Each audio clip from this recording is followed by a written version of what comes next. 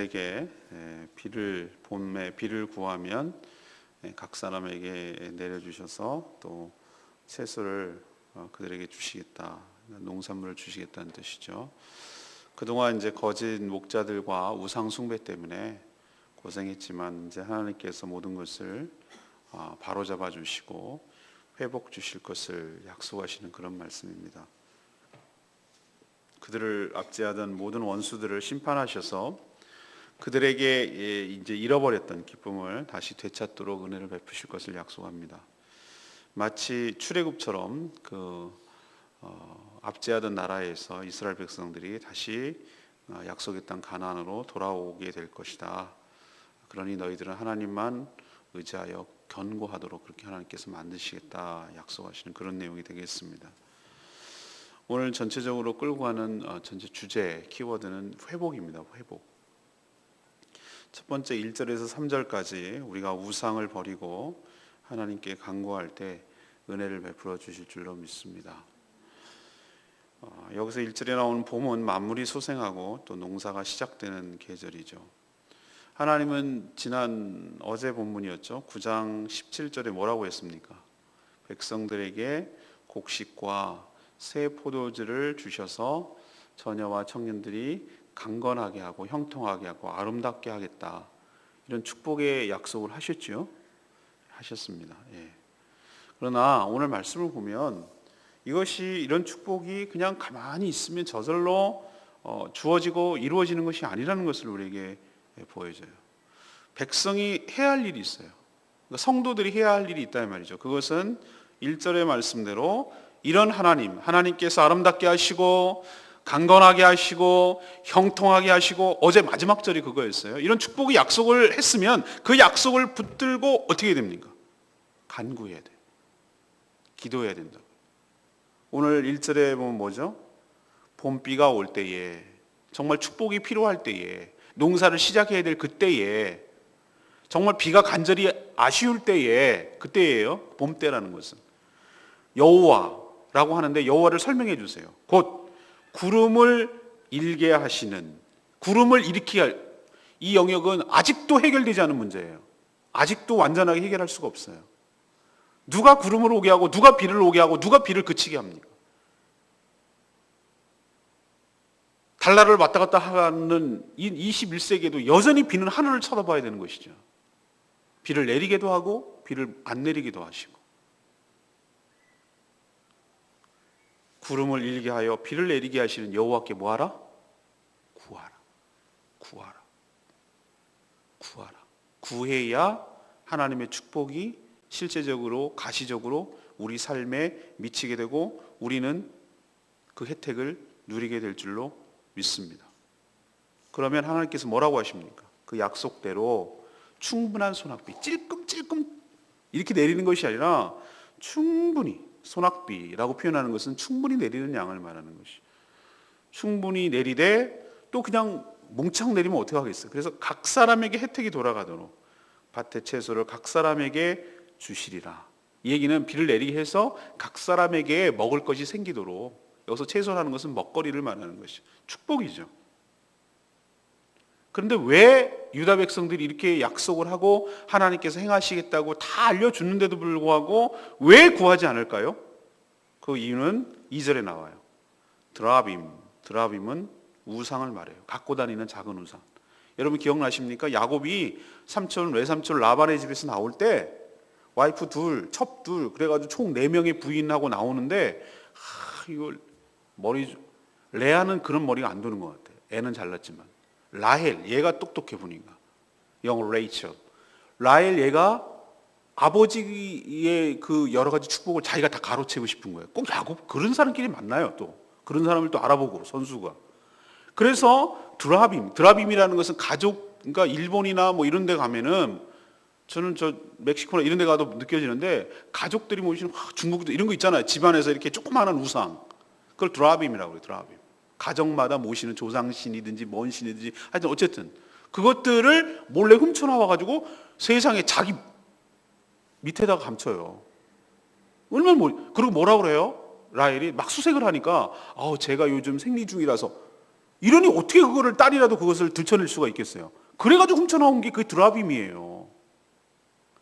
그러니까 여기서 말하는 것이 이스라엘 백성들이 그게 그 언제적 얘기냐 말이에요. 야곱 얘기는 벌써 족장시대 얘기고 출애굽 거치고 사사시대 거치고 왕릉시대 천년 거치고 지금 포로로 끌려갔다가 다시 돌아오는 지경까지 이르렀으면 거의 1500년 이상의 갭이 있는 건데 1500년이면 어마어마한 시간이잖아요. 그럼에도 불구하고 여전히 이스라엘 백성들은 뭐 하고 있었어요? 드라빔을 의지하고 있었단 말이에요. 그렇게 포로 동안에 호되게 당해놓고도 여전히 그런 것을 버리지 못하고 있었던 것이죠. 다시 말해서 구름을 일게 하고 비를 내리게 하시는 하나님을 믿지 않고 오히려 우상, 드라빔을 의지했기 때문에 이런 아무런 축복과 혜택이 없는 것이죠. 그런데 오늘 더 심각한 문제가 있어요. 왜 백성들이 이렇게 드라빔을 의지하고 그 복술자, 그러니까 무당이죠, 무당의 그 허탄한 것을 말하는 그 무당에게 더 마음이 쏠깃하고 그렇게 할까? 왜 거짓 꿈에 뭐 꿈을 보고 뭐 이런 것에 더 마음이 뺏길까? 그리고 그런 것을 통해서 받으면 또 마음이 더 위로가 되는 것이 아니라 위로가 헛되게 되고 더 허탄하게 되고, 그래서 이 백성들이 마치 목자 없는 양같이 왜 이렇게 될까? 근데 오늘 이거는 목회자인 지도자인 저한테 주는 말씀이기도 해요.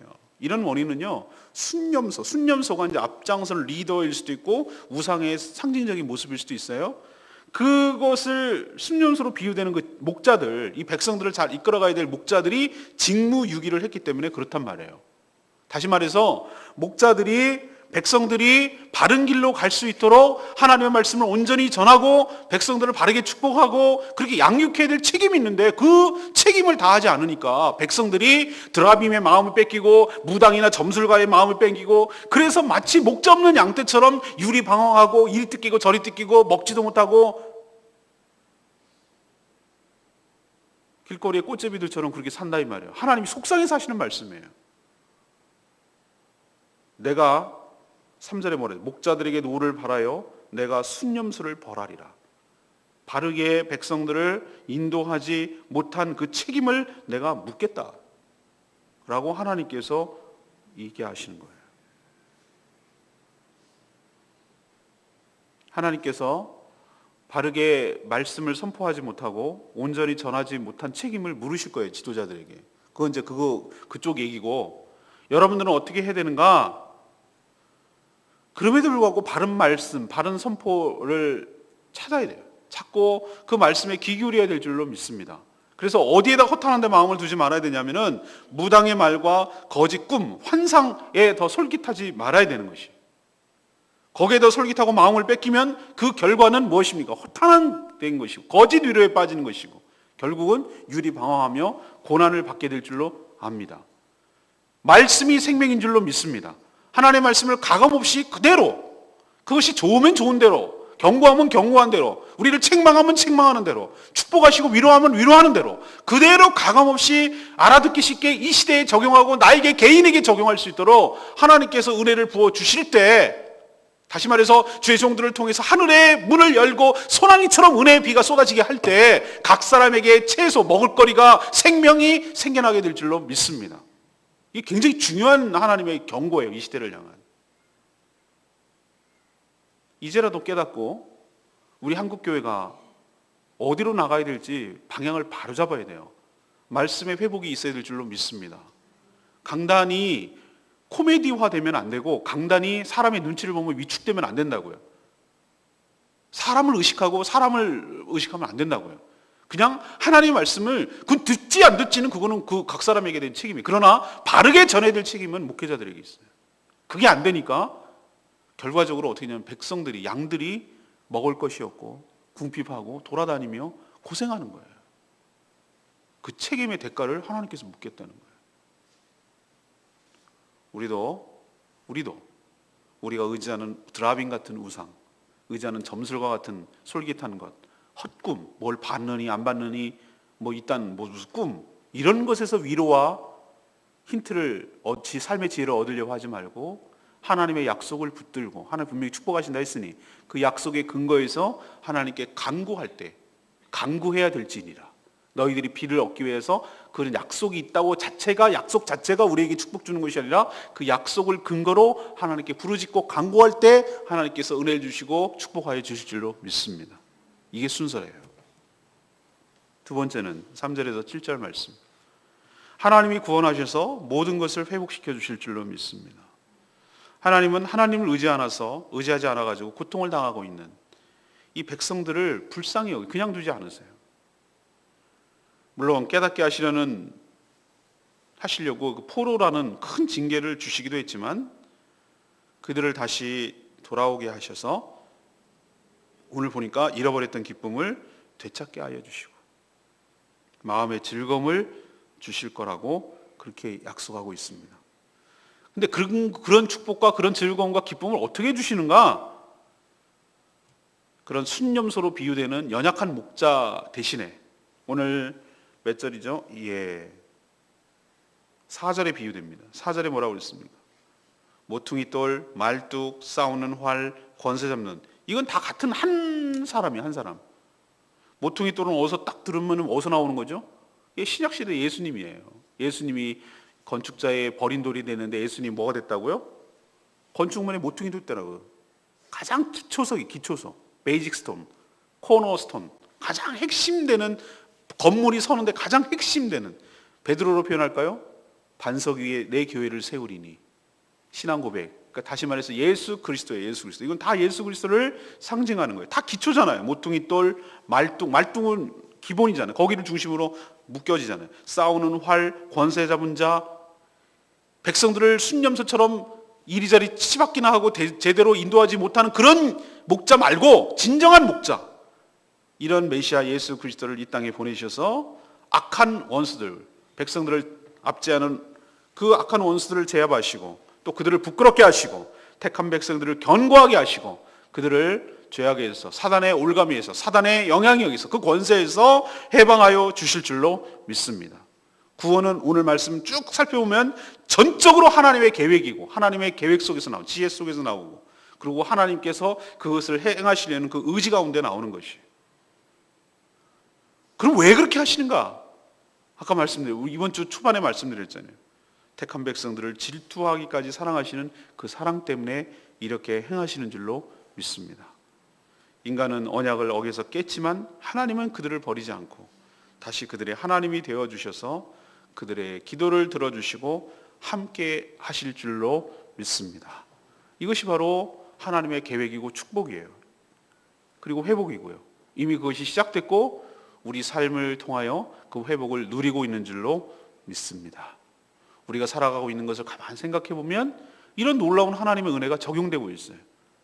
정말 예수 그리스도를 알지도 못하는 집안에서 태어나서 평생 동안 하나님을 대적하고 살던 그 하나님의 원수였는데, 하나님의 정말 진노의 자식이었는데 하나님께서 나 같은 죄인을 불쌍히 여기시고 건져주시고 죄와 사망과 사단으로부터 해방시켜 주시고 하늘로부터 내려오는 은혜와 축복으로 누리기며 살게 해 주시옵시고, 그건 전적으로 다 예수 그리스도를 통해서 가능한 얘기였어요.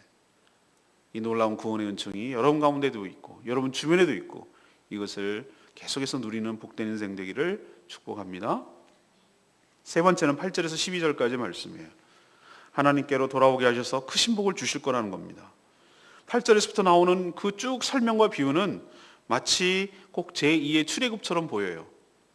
이스라엘 백성들의 출애굽을 통해서 하나님의 능력과 하나님의 성품을 뚜렷하게 봤어요. 하나님이 어떤 분인지 또 어떤 능력이 있는지를 애굽 백성들만 본 것이 아니라 이스라엘 백성들도 봤어요. 그래서 이분이 진짜로 우리가 섬길 분이고 이분이 우리의 하나님이시구나라는 것을 깨닫게 됐죠.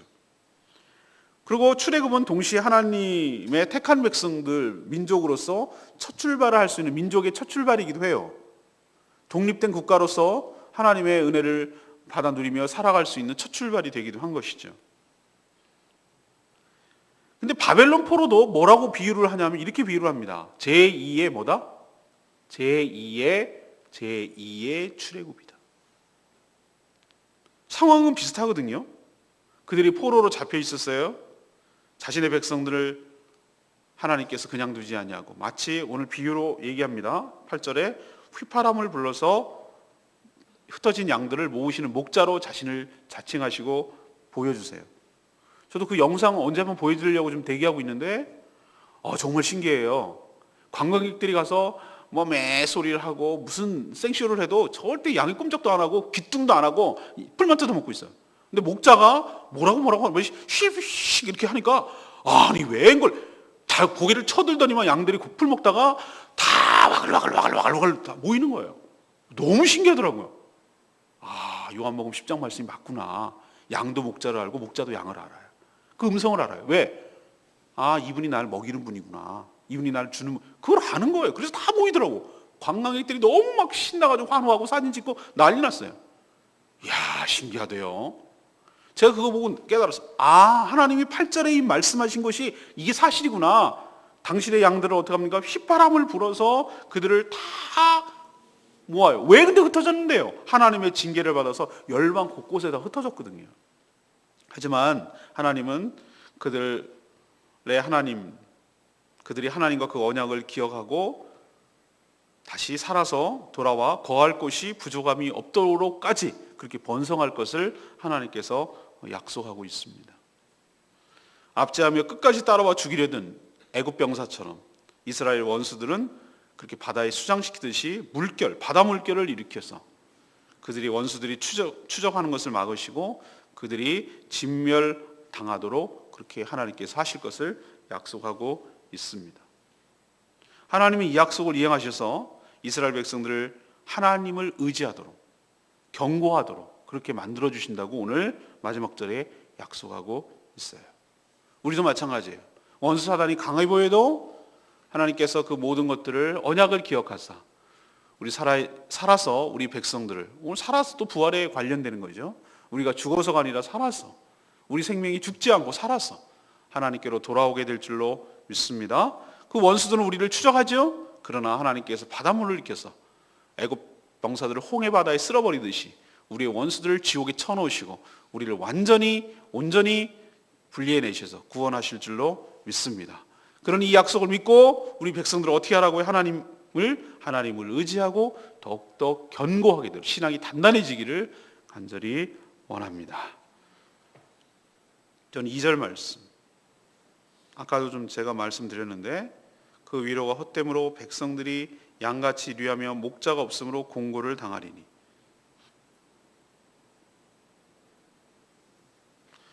그 우상을 섬기고 점술가가 섬기고 그 무당을 섬기고 그러니까 그 위로가 헛되다는 거예요. 거기에 진리가 없거든요. 진리가. 인간이 얼마나 어리석은 줄 아세요? 캄보디아 갔나? 세점 아세요? 세점? 세장에다가 이렇게 뭐라고 써놓은 거 그걸 이렇게 종이를 갖다가 이렇게 해놓으면 새가 그걸 이렇게 뽑으면 먹이를 주니까 아무거나 뽑는 거예요. 돈을 내고 그걸 뽑아요. 그걸 또 좋다고 읽어요. 아니 그럼 새가 어느 걸 뽑을지 어떻게 알아? 이 사람 뽑을지 이 사람 뽑을지. 근데 그걸 또 믿고 포춘 쿠키? 중국 음식 먹으면은 요리 안에다가 그 안에다가 뭐라고 넣고 그걸 이렇게 열면은 거기 뭐 축복이 정말 제가 전에 그거를 반대했었어요. 전에 교회에 있다가 그것 때문에 제가 좀 이게 충돌이 있었는데 뭐냐면은 연말 되면 송구영신 예배 때 말씀 뽑기 하는 거 그걸 제가 반대했거든요. 그게 뭐가 문제냐? 그게 뭐 이렇게 심각하게 생각하냐? 그런데 저는 막 끝까지 반대했어요. 그거 하지 말자고. 그거는 너무나 그 샤머니즘적이다. 그게 모든 게 다 축복의 말씀이지. 그게 꼭 그거는 아닌 것 같다. 차라리 목회자가 그 가정을 생각하고 그 사람을 생각하고 기도해보고 그 가정에게 주시는 그 마음에 그 떠오르는 말씀, 그 가정에 꼭 필요한 말씀이라는 걸 차라리 찾아서 그걸 주자.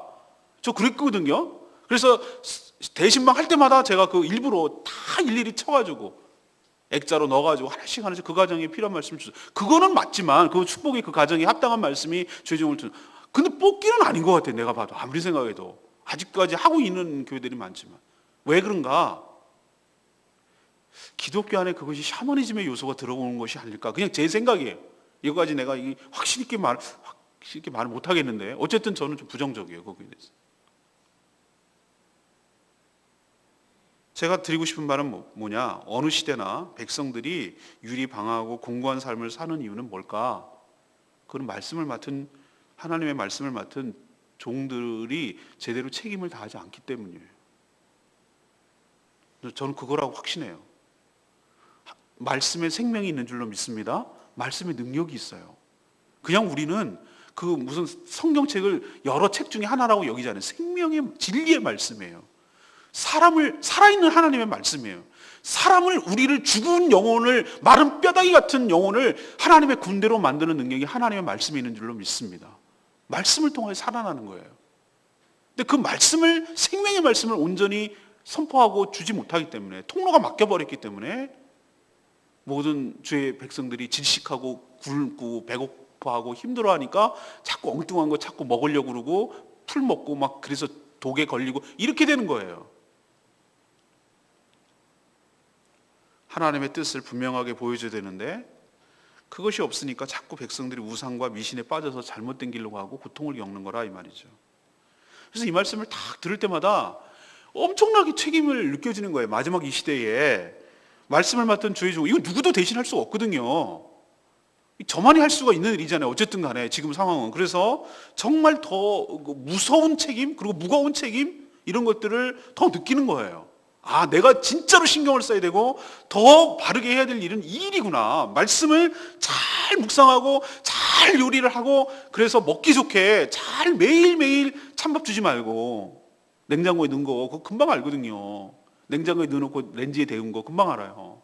밥이 언제 맛있냐면 바로 지어서 돌솥밥이 그래서 맛있고 따끈따끈하게 이건 바로 어젯밥이 어제 한 거니까 오늘 얼마나 기억이 되게 생생하겠어요. 이것을 작성했으니까. 그렇죠? 그렇게 해서 따끈따끈하게 매일매일 먹이는 것이 주부 같은 목자로서 최선의 일이구나. 양들을 좋은 꼴을 먹이고 좋은 대로 인도하는 것이 양을 살리는 최고의 일이구나. 목양이구나. 그거를 또 한 번 느끼는 거예요. 하나님께서 오늘 분명히 얘기해 주셨어요. 이렇게 하는 게 바르게 하는 거구나. 확인하는 거예요. 백성들의 고난을 보고 하나님께서 오늘 뭐라고 4절에 얘기합니까? 내가 가만 안 둔다. 내가 넌 목자들 내는 가만 안 둔다. 내가. 여러분, 목사님들 좋아할 거 없어요. 무서운 책임이 지도자에게 따라가요. 지도자이지 마세요. 좋아할 거 없어요. 보세요. 많이 맡기면 많이 찾으세요. 책임을 묻는단 말이에요. 제가 얼마나 두렵겠어요. 이 말씀을 제대로 안 하면. 여러분, 이것을 잘 감당할 수 있기를 저도 기도하지만 여러분도 기도 많이 해주시기를 바랍니다. 다른 일에 마음을 뺏기지 않도록 여러분 기도 많이 해주세요. 어제는 세상에 밤 9시, 거의 9시가 되도록 주일 설교 준비하느라고 뭐가 이번 주에 뭐 많았어요. 맨날 고사리도 따로 가야 되지. 손님 와가지고 또 거기서 대접해야 되지. 이게 또 안 만날 수도 없고 이러다 보니까 시간이 뺏기다 보니까 마땅히 해야 될 일이 밀린 거예요. 밥도 못 먹고 그거는 중간에 좀 띄엄띄엄 할 수가 없어요. 한번 시작하면은 5시간을 연속적으로 집중을 해야 되는 일이거든요. 그 말씀을 쭉 끊어지면 안 돼. 생각이 끊어지면 또 다시 처음부터 해야 돼. 그렇기 때문에 시작하면은 아무것도 못해요. 완전히 물도 안 마시고 집중적으로 거기 들어가가지고 5시간에서 그것을 완성해내야 되거든요. 그러니까 막 배가 고픈지도 모르겠고 막 집에 딱 가서 밥 먹고 하는데 완전 사람이 양치질하는데 눈을 감고 양치질하는 거예요. 너무 탈진해가지고. 집사람은 맨날 저러고 먹고 잔다 그러는데 아무 생각이 안 나고 양치질하고 나면은 딱 먹고 하면은 딱 침대에 쓰러져요. 그냥 아무것도 하고 싶지 않아요. 그만큼 사람이 확 소진해 버리는 거예요. 그렇게 해서 여러분이 주일날 설교를 듣는 겁니다. 그게 저는 쉽게 설교하신다는 분 정말 부럽기도 하고 신기하기도 하고 그래요. 어떻게 그게 가능하지? 여러분, 말씀을 사모하기를 바라고 또 말씀을 잘 준비할 수 있도록 저를 도와주시기 바라고, 또 그렇게 할 수 있도록 방해하는 요소가 없도록, 그것이 물리적이건 시간적이건 물질적이건 뭐 관계적, 하여튼 어쨌든 집중할 수 있도록 하나님 앞에 간구할 때 여러분에게 좋은 젖이 나가고 좋은 꼴이 먹이 돼서 여러분의 생명이 소생하고 여러분이 뮤리방황하지 않고 여러분이 공고하지 않게 될 줄로 믿습니다. 오늘 3가지 말씀드렸어요. 우상을 버리고 하나님께 간구할 때 하나님께서 은혜를 부어주실 줄로 믿습니다. 두 번째는 하나님께서 구원하셔서 모든 것을 회복시켜 주실 줄로 믿습니다. 세 번째는 하나님께서 돌아오게 하셔서 크신 복을 주실 줄로 믿습니다. 그러니 하나님만 의지하고 견고하게 되는 여러분 되시기를 간절히 축복합니다. 오늘 말씀 붙들고 아까 불렀던 찬양 381장 찬양지 부르고 기도하겠습니다.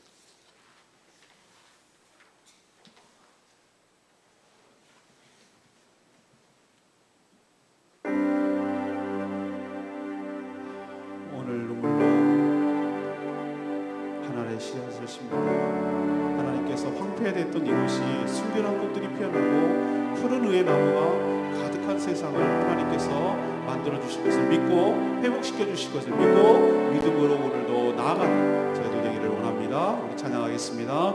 우리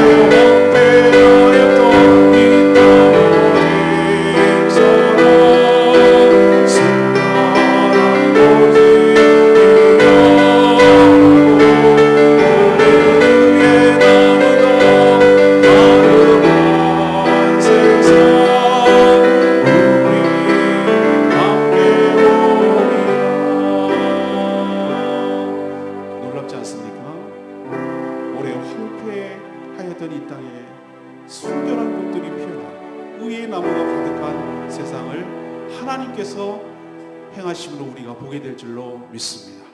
이 땅이 지금이 우리의 전부가 아닐 줄로 믿습니다. 지금 황무지 같지만 하나님의 약속을 믿고 하나님께 간구하고 기도하는 자들이 있을 때 하늘 문을 여시고 소낙비 같은 은혜를 부어주실 줄로 믿습니다. 하나님 그 은혜를 누리게 하여 주시옵소서.